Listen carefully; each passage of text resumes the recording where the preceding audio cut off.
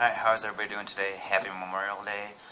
A little bit late getting this up, but there's a long weekend with family visiting from out of town, so I will get this up so I stay on track with these weekly updates. So we're just under 20 weeks out now from the 2016 USAPL Raw Nationals in Atlanta, Georgia. Quick training update. So I just finished out the first week back after my deload week. Everything felt really good. Things have intentionally been started on a little bit less aggressive side, a little bit lighter, so they have some positive momentum going forward. I'll touch more on that in just a second with some thoughts I wanted to touch on during this video segment. But just where everything falls at right now, so training volume total for the week ended up at about 143,000 pounds, which was about 10,000 pounds higher than the last 4-week block started. This being a 6-week block should lead to, as volume accumulates over the next 5 weeks, should lead to higher total volume by the end of that cycle. Calories right now averaged out at just under 5,000 calories a day this last block. And the weight was actually staying about the same. I did have a little bit higher calories the last couple of days, and I did not weigh in the mornings after those, so it might have bumped up a little bit here, but so I will continue to sort of bump that up for the most part.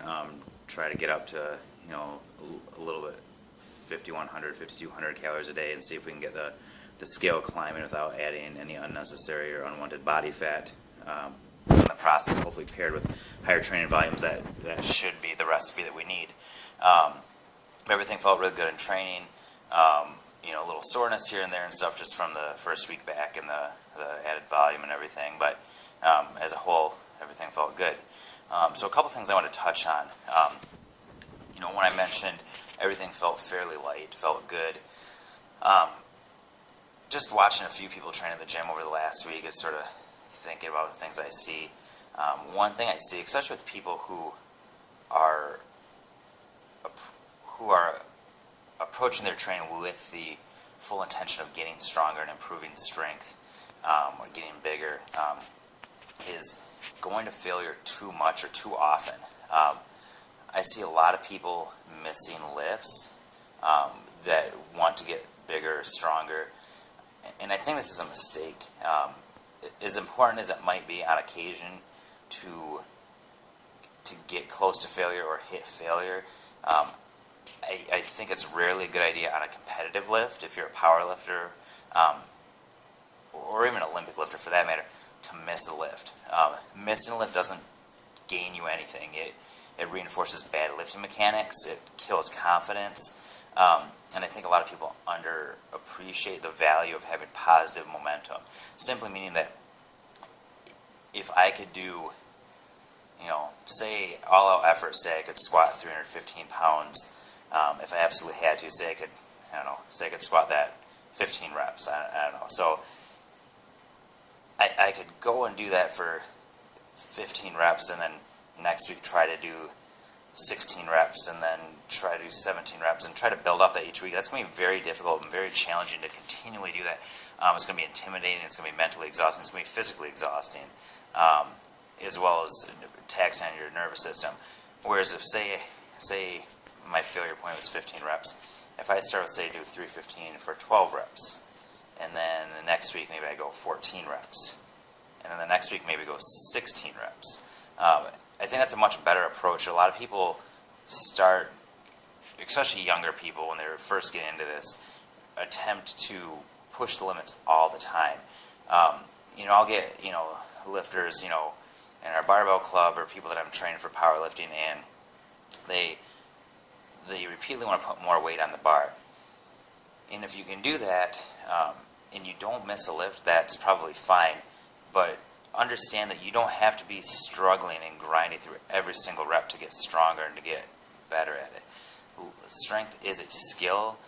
The lifts, they're skilled movements. So as long as it's a relatively challenging weight, it doesn't have to crush you.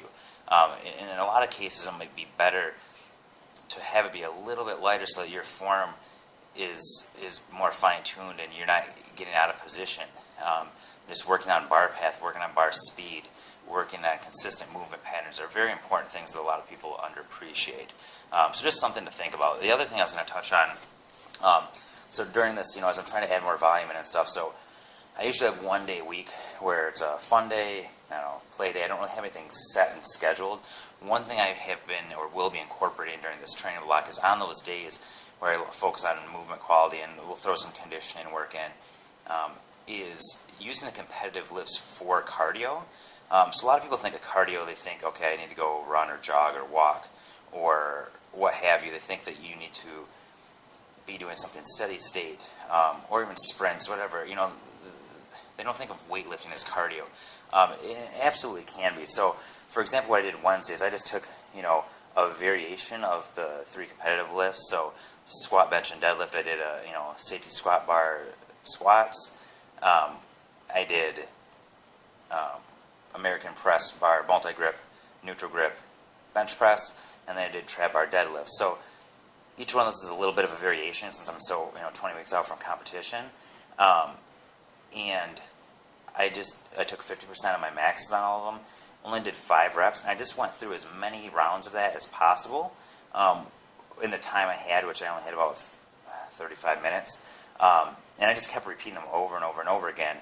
And I got through 7 rounds of that, so 7 sets of 5 on each one of those lifts in that given time. And you can do it with any rep range.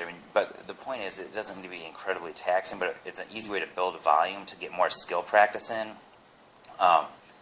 and to have a lot more carryover. So your heart doesn't know the difference between jogging, riding a bike, swimming. It just knows that it has to supply oxygen to your muscles. So you can do that using, squat, bench, deadlift, cleans, lunges, whatever lift you want to do, and just keep yourself moving and keep your body having to supply oxygen to the muscles, and that'll be just as effective at improving your cardiovascular health, while at the same time doing more for your skill as a lifter, as well as building more muscle mass or preserving more muscle mass if you're in a caloric deficit.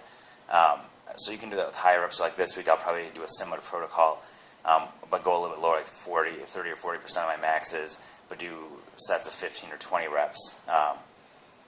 And same thing, cycle through as many as I can, which will probably suck, but it needs to be done. So just some thoughts, on what people typically think of cardio. So it's been a long weekend. It's a late night. I need to get some sleep here, but thanks for checking in again. I'll keep you guys updated next week on how everything's going. Thanks. Have a great night.